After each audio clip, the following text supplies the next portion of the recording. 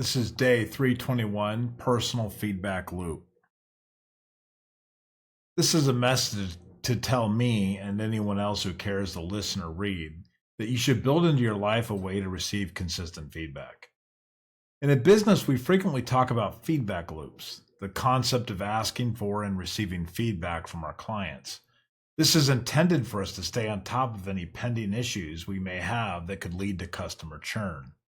Maintaining and keeping customers is the life force of any company, so to ignore customer feedback is to invite failure. As a consequence, feedback is earnestly sought, whether good or bad.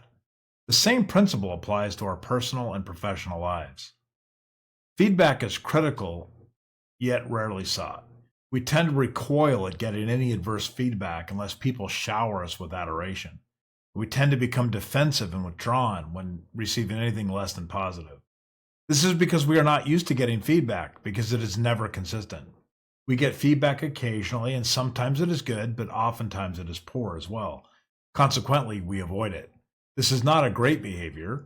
We should be receiving feedback constantly so that we can incorporate that feedback into our lives at regular intervals. If we get used to feedback, the impact of anything negative is lessened. We get used to incorporating that back into our routine and make adjustments accordingly. When we hide from feedback, then one small piece of negativity will send us into a tailspin. This is not healthy and certainly not productive. The only way to get good at receiving feedback is to have it built into your everyday life. We should be seeking, asking for, and open to listening to feedback when it is provided. We should be willing to ask the question, "How am I doing?" Then sit back and listen intently and not interrupt until we have heard the feedback clearly and understand what is being said to us.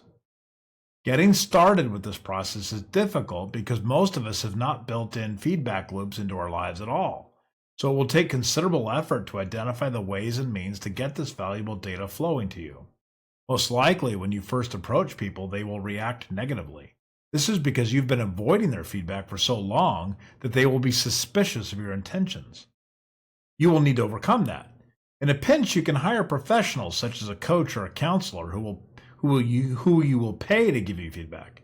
However, even if you pay someone, you should earnestly seek to repair the feedback loop that you have ignored for far too long. Rebuild that reciprocal relationship with your spouse, children, friends, parents, and colleagues. Once you reestablish these channels and have a method for regularly getting feedback, you'll be amazed at how vacant your life was before. Active and thriving feedback loops are a treasure that can serve as a tremendous vehicle for you to test progress, investigate ideas, get a feel for how things are going, and understand early warning signs of a bad path you may have accidentally veered off on. Regular, consistent feedback is a powerful tool that the most productive and healthy people naturally build into their lives. If you have not pondered this concept before, I highly recommend getting started right away. A solid, well-established feedback loop can take a lifetime to build.